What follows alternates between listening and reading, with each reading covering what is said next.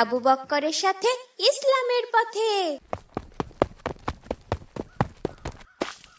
ভাই ভাই সর্বনাশ হয়ে গেছে, ওই দেখো বাচ্চাটা ডুবে যাচ্ছে, তাড়াতাড়ি বাঁচাতে হবে। মনে হচ্ছে সাঁতার জানে না, চলো তাড়াতাড়ি যাই। মনে তো হচ্ছে ছেলেটা ঝাঁপিয়ে পড়লো। সাঁতার না জানলে ঝাঁপিয়ে পড়লো কেন? আরে ভাই আগে তো বাঁচাতে হবে, আমি আর তুমি তো সাঁতার জানি, আগে তাড়াতাড়ি চলো। ভাই ও তো নড়াচড়া করছে না, কথাও বলছে না। ছেলেটা কি মারা গেল ভাই? এখন কি হবে? পানি খেয়ে তো পেটটা ফুলে গেছে, পেট চাপ দিয়ে পানি বের করতে হবে। হে আল্লাহ, আমাদের পথ দেখাও।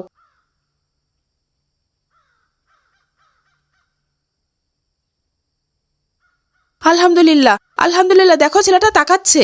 আলহামদুলিল্লাহ আলহামদুলিল্লাহ। আমি কোথায়? আমি এটা কোথায়? ভাই তুমি তো ঝাঁপ দিয়েছিলে, আমরা তোমাকে উদ্ধার করে তীরে নিয়ে এসেছি। তোমরা আমাকে কেন বাঁচালে? কেন বাঁচালে? আমি বাঁচতে চাই না আর। কেন ভাই, কি বলছো তুমি? তার মানে কি তুমি মরে যাওয়ার জন্য নদীতে ঝাঁপ দিয়েছিলে? হ্যাঁ ভাই, আমি মরতে চাই, আমি বাঁচতে চাই না আর। কেন ভাই, কি এমন দুঃখ তোমার? তুমি আত্মহত্যা করতে যাচ্ছ কেন ভাই? আমার জীবনে অনেক দুঃখ ভাই। আমার জন্মের পর থেকেই দেখেছি আমার বাবা মা সারাদিন ঝগড়া করে। বাবা মায়ের অশান্তি লেগেই থাকে সারাক্ষণ। আমার 5,000 টাকা লাগবে আজ। মাসের শেষে এতগুলো টাকা কোথায় পাবো বলো? আমার বেতন তো খুব সামান্য, কোনো রকম সংসারটা চালিয়ে নিতে পারি। এখন তো এতগুলো টাকা দিতে পারবো না। কেন পারবে না? সামান্য 5,000 টাকা। পাশের ফ্ল্যাটের ওই ভাইও তো এই একই চাকরি করে। উনি তো ভাবিকে টাকা চাইলেই কখনো না করেন না। আমার টাকা লাগবে, দিন। আমাদের বেতন সামান্য, ওই ভাই কিভাবে বেশি টাকা ইনকাম করে সেটা আমি আগেও তোমাকে বলেছি। ওটা আমাকে দিয়ে হবে না, আমি অসৎভাবে কোনো টাকা ইনকাম করতে পারবো না। এসব আমি বুঝি না। বিয়ে করেছেন আর স্ত্রীর আবদার পূরণ করতে পারছেন না? কেমন পুরুষ মানুষ আপনি? এমন পুরুষ স্বামী হওয়ার চেয়ে না হওয়াই ভালো। ছি, এটা কেমন কথা? এইভাবে বললে আমার ভীষণ মন খারাপ হয়। স্বামী যেটা উপার্জন করে সেটাতেই সন্তুষ্ট থাকতে হয় আনিসের মা। আমার চাহিদা পূরণ করতে না পারলে আপনি আমার কিসের স্বামী? এরকম স্বামী থাকার চেয়ে না থাকাই ভালো। মরতে পারেন না আপনি? এই সংসারে এসে আমি কি পেলাম? এ জীবনে তো কোনো সুখই দিতে পারলেন না আপনি। হায় আল্লাহ, স্বামীকে এভাবে কথায় কথায় অভিশাপ দিতে হয় না আনিসের মা। স্বামীর যে ইনকাম সেটাতেই সন্তুষ্ট থাকতে হয়, না শুকরিয়া করা উচিত না। একটি হাদিসে এসেছে, রাসূল সাল্লাল্লাহু আলাইহি ওয়াসাল্লাম বলেছেন, হে নারীগণ, তোমরা বেশি বেশি দান সদকা করো, বেশি বেশি করে আল্লাহ তাআলার কাছে ক্ষমা প্রার্থনা করো, কেননা আমি জাহান্নামে পুরুষের চেয়ে নারীদের সংখ্যা বেশি দেখেছি। এই কথা শোনার পর উপস্থিত মহিলাদের মধ্যে একজন জিজ্ঞাসা করলেন, আমাদের কেন এই অবস্থা হুজুর? কেন জাহান্নামে আমরা বেশি সংখ্যায় যাব? রাসূলুল্লাহ সাল্লাল্লাহু আলাইহি সাল্লাম বললেন, তোমরা স্বামীর প্রতি বেশি অকৃতজ্ঞ ও বেশি বেশি অভিশাপ দাও। এত বড় কথা আপনি আমাকে বলতে পারলেন? তার মানে আমি জাহান্নামী মহিলা? এটা তো আমি বানিয়ে বলিনি, এটা হাদিসে আছে। দয়া করে আমার কথা বোঝার চেষ্টা করো আনিসের মা।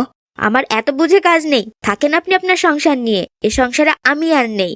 আমি আমার বাপের বাড়ি চলে যাচ্ছি। যেদিন বেশি বেশি ইনকাম করতে পারবেন সেদিন খবর দিয়েন, চলে আসবো। যেও না আনিসের মা, আমার কথা শোনো, যেও না দয়া করে। আমার মা আমাকে রেখে চলে গেছেন। বাবা অফিস করেন, কে আমাকে দেখবে, কে খাওয়াবে? আমার অনেক কষ্ট ভাই, এই জন্য মরতে এসেছিলাম। আমার কেউ নেই এই দুনিয়ায়। ভাই, মৃত্যু কি সব সমাধান? আত্মহত্যা তো মহাপাপ। আল্লাহ তাআলা বলেন, তোমরা নিজেদেরকে হত্যা করো না, নিশ্চয়ই আল্লাহ তাআলা তোমাদের প্রতি অত্যন্ত দয়ালু। এখন আমি কি করব ভাই? আমার একা এই জীবন ভালো লাগে না একদম। ভাই তুমি বাসায় ফিরে যাও, দেখবে একদিন তোমার মা নিশ্চয়ই সব ভুল বুঝতে পারবেন ইনশাল্লাহ। আর আজ থেকে তুমি একা নও, তোমার বন্ধু আমরা। তোমার যখন খারাপ লাগবে আমাদের কাছে চলে আসবে। ঠিক আছে ভাই। চলো তোমাকে তোমার বাসায় এগিয়ে দিয়ে আসি। ভাই, প্রায় 2 মাস হয়ে গেল, ওই ছেলেটাকে তো আর দেখছি না। কোন ছেলেটা ভাই?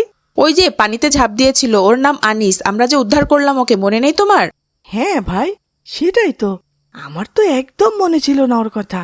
আমাদের তো ওর খোঁজ নেওয়া দরকার। শুরুর দিকে তো আমাদের সাথে খেলতে আসতো, হঠাৎ করে উধাও হয়ে গেল কেন? ভাই, ওই ছেলেটা তো আসছে মনে হচ্ছে। ওর কথা বলতে বলতে আসছে। আসসালামু আলাইকুম। ওয়ালাইকুম আসসালাম। কেমন আছো ভাই? তোমার কথাই চিন্তা করছিলাম আমরা। আল্লাহ এখন অনেক ভালো রেখেছেন ভাই। আমার মা ফিরে এসেছেন। আমাকে অনেক আদর করেন আমার মা। আলহামদুলিল্লাহ আলহামদুলিল্লাহ, শুনে খুবই ভালো লাগলো ভাই, খুবই ভালো লাগলো। এখন আমার বাবা মা একটুও ঝগড়া করেন না। আমার বাবা আমাকে অনেক বড় স্কুলে ভর্তি করিয়েছেন। সারাদিন শুধু পড়া আর পড়া, এই জন্য তোমাদের সাথে দেখা করার সময় পাই না। আজ শুক্রবার, তাই আসতে পেরেছি। এই গাড়ি কি তোমার ভাই? হ্যাঁ ভাই, বাবা কিনে দিয়েছেন। আমার এখন অনেক খেলনা, বাবা মা দুজনেই খেলনা কিনে দেন। তোমরা যদি আমাকে ওই দিন না বাঁচাতে, তাহলে আমার এত কিছু হতোই না। বাঁচিয়েছেন তো আল্লাহ, আমরা তো ছিলাম মাত্র। ভাই, তোমাদের দাওয়াত দিতে এসেছি, মা তোমাদের দেখতে চেয়েছেন। ঠিক আছে, আমরা যাব ইনশাল্লাহ। ঠিক আছে ভাই, আজ আসি এখন। বাবা মায়ের সাথে আজ বাইরে লাঞ্চ করব। আসসালামু আলাইকুম। ওয়ালাইকুম আসসালাম। ভাই, দেখেছো আনিসের কত পরিবর্তন হয়েছে? সেটাই তো দেখছি, জুম্মার আজান হচ্ছে, চলো বাসায় যাই। আসসালামু আলাইকুম। ওয়ালাইকুম আসসালাম। আসো বাবারা, আসো। আনিসের কাছে তোমাদের কথা অনেক শুনেছি। তোমরা আমার ছেলেকে বাঁচিয়েছিলে, আমরা তোমাদের কাছে ঋণী বাবা। আসো বাবা, আসো, খাবার টেবিলে বসো। দেখো তোমার খালাম্মা তোমাদের জন্য কত মজার মজার খাবার রান্না করেছেন। এ সময় কে এলো বাসায়? এ সময় তো কেউ কলিং বেল দেয় না। তোমরা খাওয়া শুরু করো, আমি দেখছি।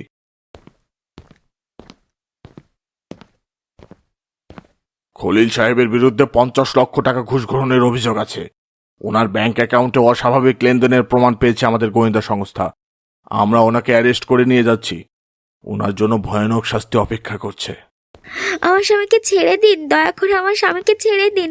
সব দোষ আমার জন্য সব হয়েছে। আপনারা আমাকে নিয়ে যান। দয়া করে থামুন খালাম্মা, আমরা থানায় যে কথা বলতে পারি। সব আমার জন্য হয়েছে বাবারা। আমার স্বামী ছিলেন একজন সৎ মানুষ, ঘুষকে ঘৃণা করতেন উনি, কিন্তু তার বেতনের টাকা দিয়ে আমার হতো না। আমার আরো চাই, না হলে ঝগড়া করে বাবার বাড়ি চলে যেতাম। সব দেখে আমার ছেলেটা আত্মহত্যা করতে গেল। তখন থেকে বাধ্য হয়ে আমার স্বামী ঘুষ নেওয়া শুরু করলো। থামুন খালাম্মা, দয়া করে থামুন। আমাদের এখন মাথা ঠান্ডা করে চিন্তা করতে হবে কি করা উচিত আমাদের। বাবারা, আমি সত্যিই জাহান্নামী মহিলা। তোমার চাচা বলেছিল যে মহিলারা তার স্বামীর উপার্জনে সন্তুষ্ট হয় না, স্বামীর প্রতি অকৃতজ্ঞ, কথায় কথায় অভিশাপ দেয়, সেই মহিলারা জাহান্নামী। আমি সত্যিই জাহান্নামী। তোমরা দেখো, আমি জাহান্নামী মহিলা। আমার কোনো ক্ষমা নেই। কার্টুন বানিয়ে ঘরে বসে আয় করুন লক্ষ লক্ষ টাকা। যদি আপনার একটি ল্যাপটপ অথবা কম্পিউটার থাকে, তাহলে আপনিও বানাতে পারেন আমাদের মতো মজার মজার কার্টুন গল্প। আমাদের রয়েছে cartoon making zoom live course. এই কোর্সটির মাধ্যমে বানাতে পারেন ইসলামিক গল্প, রূপকথার গল্প, ভূতের গল্প, টুনটুনের গল্প সহ সব ধরনের কার্টুন গল্প। কোর্স ফি জানতে নিচে যে কোনো লিঙ্কে যোগাযোগ করুন। মজার সব ইসলামিক কার্টুন পেতে আমাদের চ্যানেলটি এখনই সাবস্ক্রাইব করুন আর পাশে থাকা বেল আইকনটি প্রেস করুন।